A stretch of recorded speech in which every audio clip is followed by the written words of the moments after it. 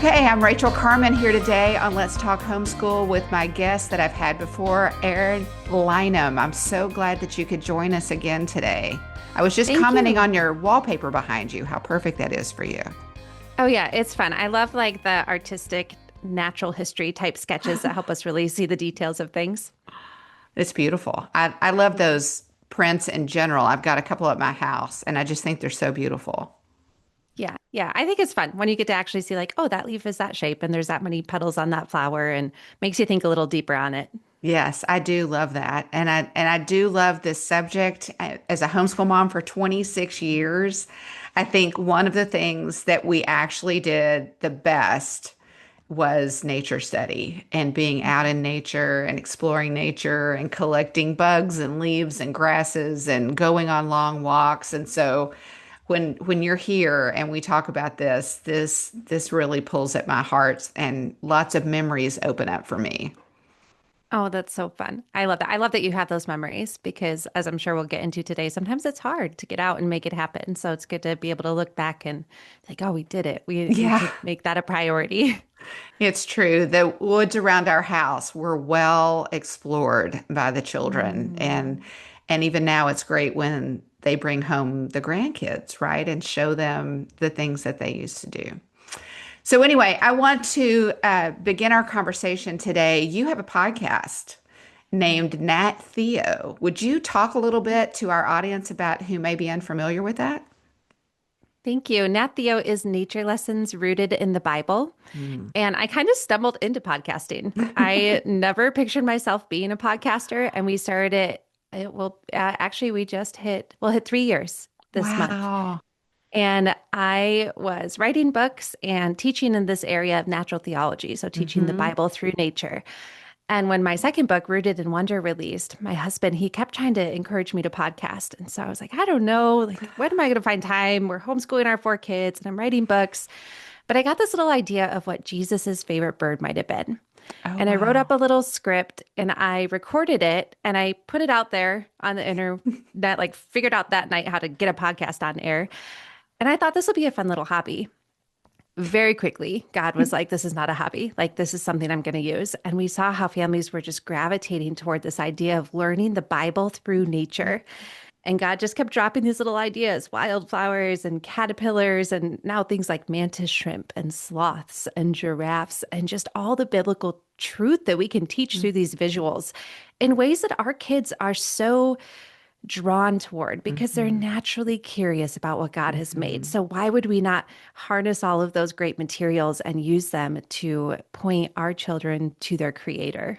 Yeah, no, I absolutely love that because what kid doesn't want to go to the zoo, right? And Mhm. there's no sense in just wandering around the zoo. God is showing off to us in exhibit after exhibit after exhibit. And I love how you are tapping in to that curiosity. Talk to me and our listeners about it. Sounds like something that you just comes naturally to you, right? How do parents tap into that? Well, it hasn't always come naturally, so I hope Oh, that's an good. encouragement. Yeah. Yeah, I grew up much like you were talking about your kids exploring the woods in your backyard. That's how I grew up, exploring ponds and hiking and camping.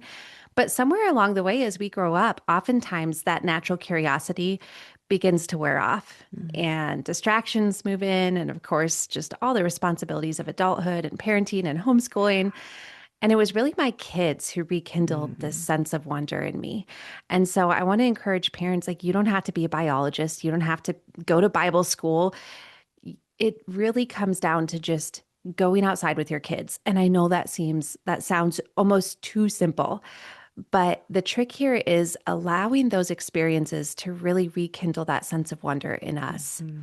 that we allow ourselves, give ourselves permission to follow our own God-given curiosity. Mhm. So my kids and I last week, we were out exploring a creek and we're flipping over these rocks and we notice all of these little critters on the bottom of the rocks. And right away from my naturalist training, I was thinking, okay, it's some kind of macroinvertebrate. It's this water insect, but what is it? Like, I want to identify this thing. And so my kids start sketching it. And my one son really honed in on these creatures and he's drawing their 6 segmented legs and their antenna and the shape of their body and the striping pattern on their bodies.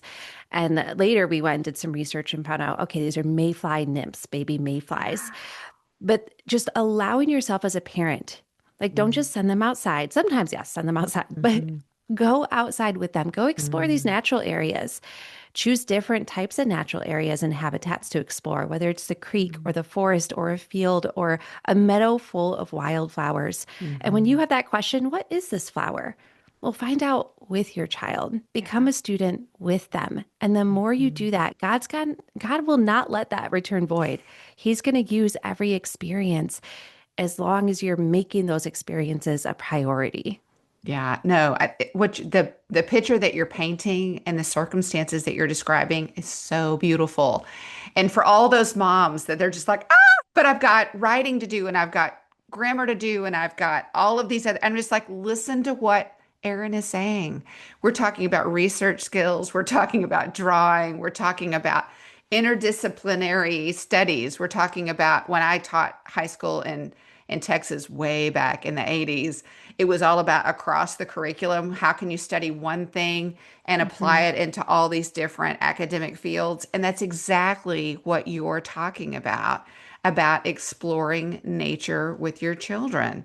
So I'm hearing as you're describing this, you're taking notebook journals out into the field with your kids. So talk to me if I'm a mom and you're inspiring me and I'm kind of like squirmish about going out, but I see that there could be value here.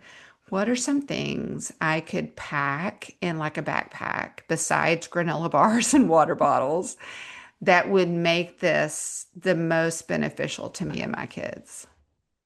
Well, I love that you did mention snacks and water because that is key. Like, what will turn a trip around quicker than anything is kids getting hangry. And so, Yeah. all the snacks, all the water, more than you think you're going to need, Yes. insect spray, sunscreen. Yes. But what I've really tried to do in my own family is my tendency is to try to like choreograph this perfect Mm. experience. Like, we're going to go out and we're going to learn about these specific flowers and birds. And sometimes we'll do that.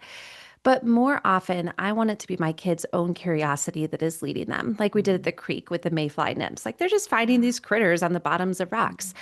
And so not having an agenda. This is Mm. key. The late educator Charlotte Mason, she said that every child of every school age should have at least a half day in nature every week. And so Mm. there's kind of like your goal. Let's start Yeah. there with a half day, whether it's a morning, whether it's an afternoon. This is just Yeah. built into our school week. Mhm. And then packing things that allow your children to just explore how they want to. So magnifying lenses, and you Mhm. can get inexpensive ones. Mhm. Things like I bring a jewelry loop with me. It's like a little Mhm. magnifier that you can like place up to little insects or Mhm. flowers, and you can just get jewelry loops on Amazon. Yeah.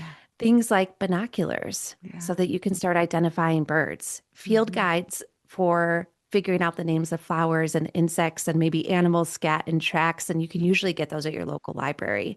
So, Mhm. field guides, binoculars, magnifying glass, things like insect nets that are going Mhm. to allow them to get those critters up close and look at them and then set them free in their habitat. Anything that encourages your child to really interact with God's Mhm. creation, because that's what we're trying to do. When you think about Mhm. nature study, it's actually different than science. Of course, they go together, but nature study is simply observing what God has made. When you think Mhm. about the natural theologians who, like even Linnaeus and the whole idea of categorizing nature, that's nature study. Mhm. Science kind of takes that a step further and looks at the cause of things. So we Mm. want to teach both. Mhm. And when it comes to nature study, it's really just about looking closely. And what happens when we allow our children to do that is they see the details of what God has made, and they Mhm. also see things like absolute truth. This beetle is Yes. this, and it's not this over here. Right. It has this Right. name and not this over here. Like they are Right. seeing these fine lines in nature that God created things as He Mhm. created them and not as we want to interpret them.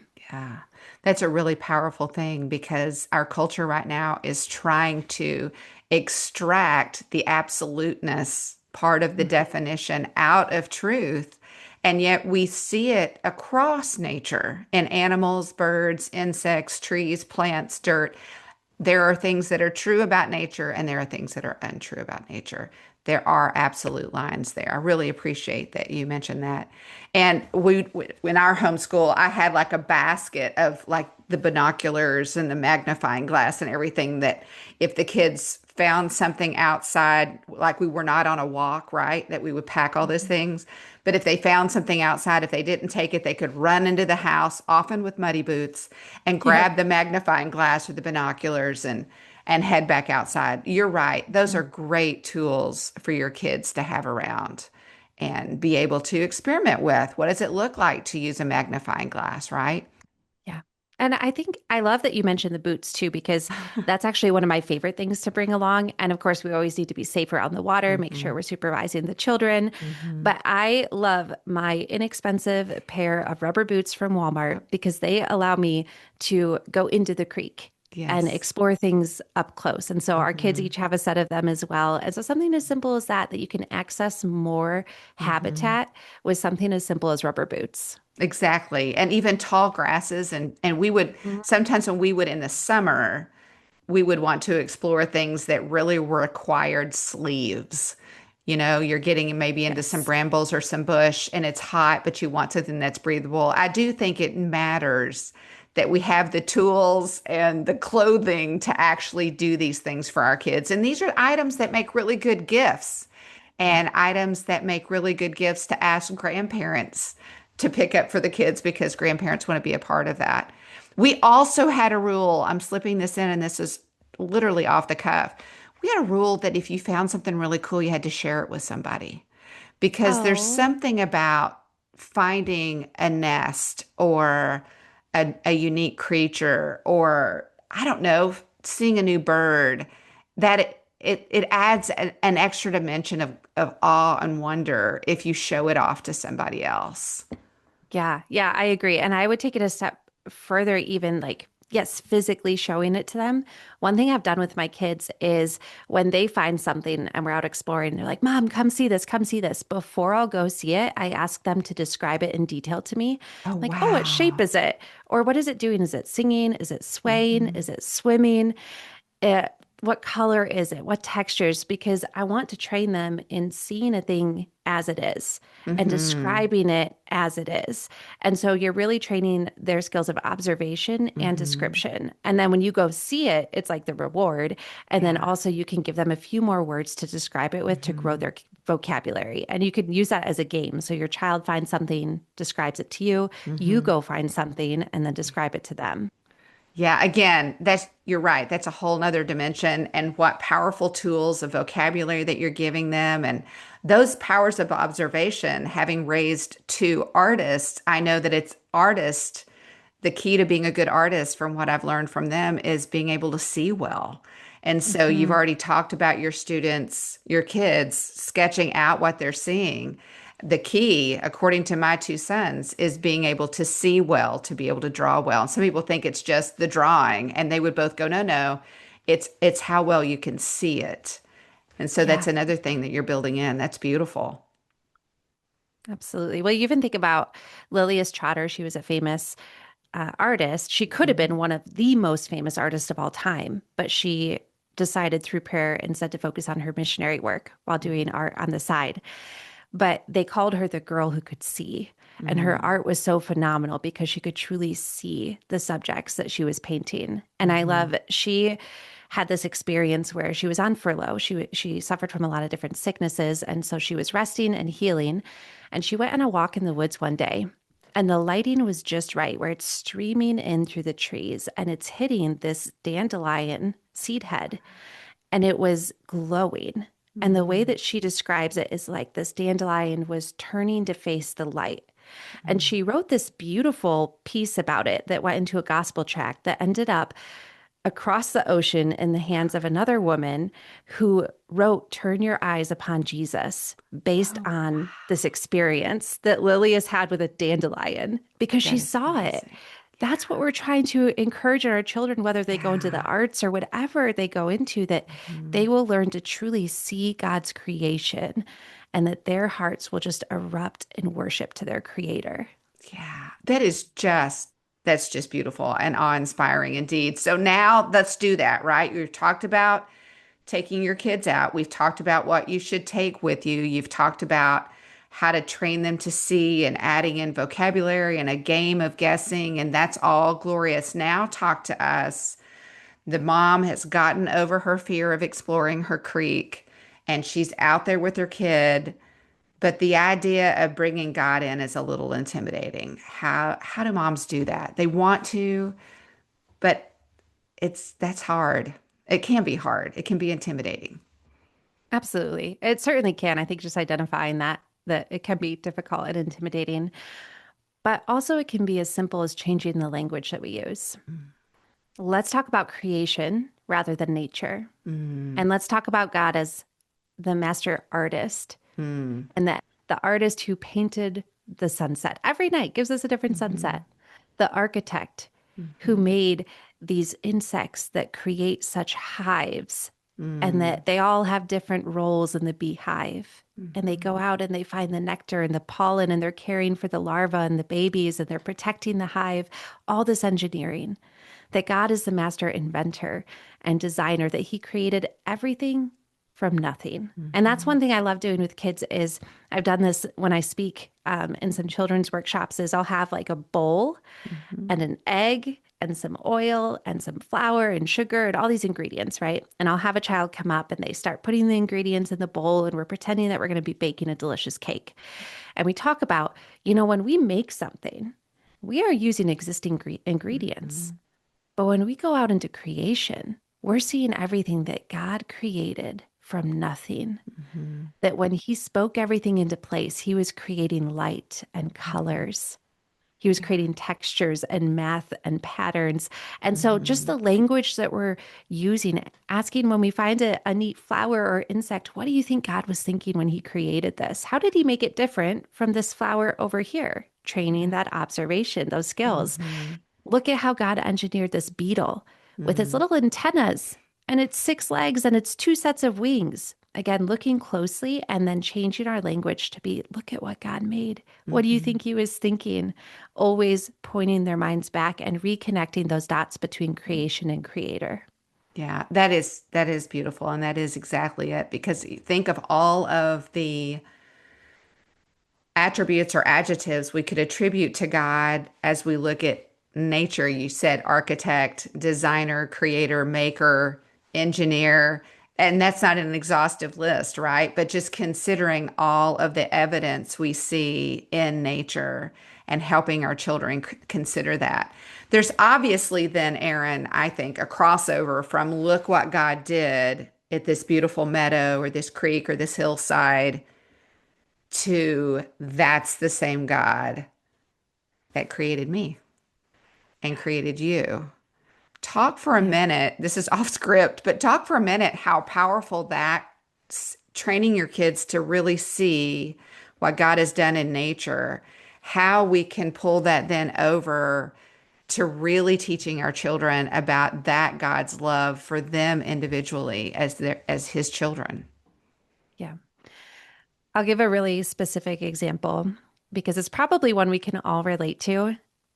When you were a child, did you ever have an inchworm like Oh crawl up your yeah. skin and like you can feel the little tickle? Hmm. Or I remember I grew up in Wisconsin and we'd be walking through the woods sometimes and there'd just be an inchworm hanging in front of your Hmm. face. You would almost run into it. Sometimes you would because they'll hang from these strands of silk that they make. Well, inchworms, their name means earth measurer because as they inch along, they look like a measuring tape, Hmm. measuring inch by inch, the Hmm. branch and the stick and the tree. But of course, they can't measure the whole earth. These things are tiny. Even like the largest ones are about 4 inches long. And they're not going to stay inchworms for long. They transform into geometer moths. But when we think about them, okay, God designed that inchworm with its set of true legs and then another set of false legs called prolegs. And with all these engineered pieces to be able to create silk and hang from it to get away from a hungry bird, to be able to create a cocoon and then turn into a geometer moth. The same God who created that little inchworm does measure creation. Isaiah Mm, 40:12 says, "Who has measured the oceans in the palm of his hand? Who has used his hand to measure the sky? mm, Who has used a bowl to measure all the dust of the earth and scales to weigh the mountains and hills?" God mhm, knows every inch of creation, and he mhm, knows you, and he mhm. knows every he knows the number of hairs on your head. Yeah. This same God who created the little inchworm, who created the cosmos that are more vast than we even know, he Mhm, sees you and you are not a number to him. With the mm-mm, billions of people on earth, you're not just a number to him. He knows you, he loves you, he sees you, and he wants you to be with him in eternity. mm. It's just awe-inspiring. And I'm reminded of the passage in Romans 1 where Paul writes about how the glory of God, the general revelation of God and his creation it points to him. It reflects his glory and his knowledge and his majesty, and it's all around us. And man, this time of year, you're in Colorado, is that right? Yeah, that's correct. Man, this time of year in North Carolina, it's getting warm. I can start to smell the earth warming up, which was one of my favorite things. In fact, this afternoon after we chat, I'm going outside to plant seeds in my garden. Oh, I love it. But this time of year is such a magnificent opportunity, I think, for homeschool moms especially, to take time to, get a little piece of ground and plant a garden from getting those seeds from death to life. Behold the redemption story. You can Mhm. see dead things come to life. Does your family do anything like that? Really celebrate the seasons and how you can see God in the seasons? Yeah, and I love, especially springtime, like you're talking about, we have all Mhm. this opportunity. In every season, we have Yes. opportunity to see God's creation and just marvel at it and Mhm. enjoy it. But what I love is you're talking about that scent of Mhm. spring. And it's one of my favorite smells as well. It's called petrichor is the name Okay. of that smell. And it's this earthy aroma. And Mhm. it's created by two things. It is when rain falls on the land. That smell is especially strong after a dry spout. And we've had a lot of drought here in Colorado. And so when rain falls, like you smell it, this scent of earthiness and this sweet Mhm. soil. And it's the water kind of it causes the plant oils that have fallen onto the ground to go up into the air. And then it's also caused by a specific bacteria in the soil. So it's these different things interacting with each other that create this scent, this petrichor. And of course, when we smell it, we're not thinking about the plant oils in the soil. We're thinking everything's going to bud soon. New Mhm. life is coming. And it Yes. always makes me think of Isaiah 55:10-11. As the rain and the snow come down from heaven and do not return to it without watering the earth and making it bud and flourish, so that it yields seed for the sower and bread for the eater, so is my word that goes out from my mouth. It will not Mm. return to me empty, but will accomplish what I desire and achieve the purpose for which I sent it. And Mm. I believe that this idea of God's word going forth and not returning void Mhm. is true, especially of his special revelation in scripture, Mhm. but also of his general or natural revelation in creation. Mhm. That when we go outside with our kids, when we're having these conversations, pointing them to their Mhm. creator, God will not let that return void. If Mhm. we're intimidated by, I'm not very naturey, I'm not a biologist, I don't know how to do this, it's okay. Just go outside and play and Mhm. trust that God will not allow that to return void and praying for that petrichor effect in your Mm. child's souls, that that Mhm. soil will be ready to receive truth and to flourish. Oh, that is just another beautiful picture. I'd love to know what that's called now because I just keep calling it the smell of the warming up ground. So petrichor is a lot more scientific. Um, I know when our oldest son went to college, he went to college in New York City. And he had always been a child of the woods, right? Like I said, I sent them all outside every afternoon after, we would do things in the morning and I would just go outside and they would come in with glorious treasures from the woods and we would hike through the woods and it was awesome. But I remember the first semester he came home after being in the city in New York City, and I'm talk Midtown, so like the city. And he walked in through the front. He dropped all of his stuff at the front door and walked in through to the back door. And he stood on the back porch and just to inhale all it would have been fall. So it would have been that sort of musty, leafy kind of smell you get in the fall. And he was like, I have missed that smell. And I was just like, yay. I'm so glad that nothing in the city competes with that, right? All the diesel and all of the yuck smell of the city. But there is something about that fragrance of the earth that I think does, if we allow it, draw us outside. Because I think that that's what God wants to do. I think he wants to come and say, "Come out, let me show you. Let me show you myself." And I think the whole idea of being cooped up all day or certainly on screens is not the same as actually daring to get outside and getting a little dirty, investigating God's creation. Yeah, absolutely. And I love too that like that picture of your son going out on the back deck and just inhaling. You talked about it not competing with the city. It also doesn't seem like it was competing with the opportunities of the city. Like Hmm. there's opportunities everywhere we go, but the fact that that sensation, that connection with God's creation, with his creator was so much stronger for him. And I believe that Hmm. that's what we're creating in our kids with every hike. Every time we go do our read alouds outside in the sun, Hmm. every time we go on a walk around the block looking for flowers growing between the cracks of the sidewalk, we're creating those core memories and experiences that our children are going to hold on to. I agree. And you wrote a book about taking this. You're so good at adding a different dimension to everything we're talking about. But one of the things that for me, being in creation offers, and even on a day like today, I have a need to be outside right now, right? I've got stuff going on and pressures going on and deadlines going on. And I feel this need to get out and exhale and be just engulfed and immersed in the birds coming alive and the ants starting to come out and digging in the earth and the dirt and being out with the sun in the sky and being in God's creation, because I find being out there not only do I sense his closeness more, but it's also restful. And you have this great book, The Nature of Rest. And we talked about this a little bit the last time you were on. And I don't know if I told you, but we actually gave it to all of our employees as a gift Oh, because wow. I just think it's something that we are so prone to neglect is the whole idea of rest. And I really want you to take a few minutes and talk to what was the genesis of this and what, for the people who don't know, what is the rest that our souls seek? And I believe we were made for this, right? On the seventh day you will rest. How, what is your goal in this? And what do you hope people will find in doing this 6 week study, I believe it is? Yeah. Well, really, what we see is God designed us to thrive through rest.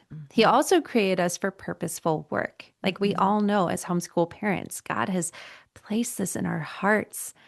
Work is important, work is powerful, work is what we are created for, but it was never meant to be at this breakneck pace that we Right. have just adopted and even championed in society. Mhm. And so we have to get back to God's definition of rest and work Mhm. and how they were always meant to complement and go together. Mhm. And so in the book, I open with the analogy of a hummingbird because we think of hummingbirds and they are just always on the go, right? Mhm. They're just visiting flower after flower, 1 to 2,000 flowers every day. But the only way that they sustain this fruitful activity is through this deep rest called torpor, Mhm. where their body is actually having these big physiological changes and they become unresponsive. And Wow. it's this regular rest that allows them to go about their work. And we see this in the creation story Mhm. that God worked for 6 days and then rested. But God created Adam, the first human, on the sixth day. And so Adam's first full day was that seventh day, a day devoted to rest. Mhm. So while God works and then rests, we as humans were always meant to start from rest. Mhm. And so it's this whole mindset shift. The 6 week Mhm. study is meant to help us think about time and rest and rhythms in a whole new light. Instead of thinking of rest as a reward that maybe eventually, oh, I'll rest on the weekend or on vacation or in retirement or when the kids are grown, And instead of of it as a weakness, like laziness, we Mm-hmm. are instead getting back to God's definition of rest, and it's powerful. Rest Mm-hmm. is powerful. Yes. Boy, you're really speaking to me when you talk about that. That was something that it took me a while to get to in my own, and I'll say homeschool journey was there was a time in my homeschool journey when I was sort of I was sort of mad at myself that I needed to rest. And it sounds crazy to say out loud, but I was like, man, why do I need to sleep so much? Why do I need to rest so much? Never mind that I had 7 children and we were trying to and I remember there were several people in my life that were trying to help me rethink this, not as clearly and concisely as you just did. That would have been helpful. But to come to the place where I was meant to work from my rest and not work for my rest. Like you said, this collapsing in bed at night instead of raising in the morning, prepared to face the day because I've had a good night's rest. Mhm. So, what do you say to the mom who's still wrestling with the idea of needing sleep as a laziness issue? Well, I think we picture rest in such a small way that we Mm-hmm. think, oh, it's only sleep or it's only a nap, and I don't have time for that, or, I'm up all night with a newborn. That's a very real reality. Mm-hmm. But rest can look like so much more. It Mm, can be good. restful rhythms throughout your days. We spend a whole week focusing on these. We call them Selah pauses, whether it's pausing for a cup of tea, Mm, or it's a chapter of a book, or it's taking a walk around the block, or 5 minutes to stand outside in the sunshine. mm, Those are restful activities for your everyday. And we talk about Sabbath and a full day, or if you can't start there, if that's intimidating or doesn't seem doable, starting with a 4 hour block mm-hmm, during the week that is just set aside to no distractions, no mm-hmm, media, just mm-hmm, rest. Maybe it's a walk through the woods, maybe it is a nap. mm-hmm. Maybe it's just sitting and playing a game or reading a good book, and restful rhythms throughout our year, like really living in tandem with God's restful rhythms in creation, Mm-hmm. and even what it looks like to have our minds at rest. Because we can do all these restful practices, but if our minds are not at rest, then we are not at rest. And I talk about Mm-hmm. in the book that we all suffer from information overload. Yeah. We have all this information from media, from even from good sources like podcasts, like books. Yeah, we're Yeah. inviting all this information, but how much is just bombarding us and Right. we're just allowing it to? So how do we start Mm-hmm. filtering what's Mm-hmm. coming into our minds? When I talk about that, I talk about this crazy bird called the great frigate bird. Okay. And it is a seabird that can't swim. It doesn't have waterproof feathers like God created Okay. many seabirds with. And so when it's going on its great migration journeys, it can't land to rest on the water. And so Hmm. this bird can fly for up to 2 months at a time without landing, right? And how it does it is it practices something called unihemispheric sleep. It turns off half of its brain while flying so that it can take these mini naps. So it's resting while flying, but enough of its brain is still alert to make sure it stays safe from anything in the air, any weather, things that could harm it. And so, just like this bird, we need to start filtering what we allow into our Mm-hmm. minds, Yeah. allowing in what is helpful, what Mm-hmm. keeps us safe, Mm-hmm. but really filtering out anything we don't need to know about. And Yeah. so, we need to think about rest in a broader sense. I God agree. meant it to be a gift for us, and we can experience it in all these different ways.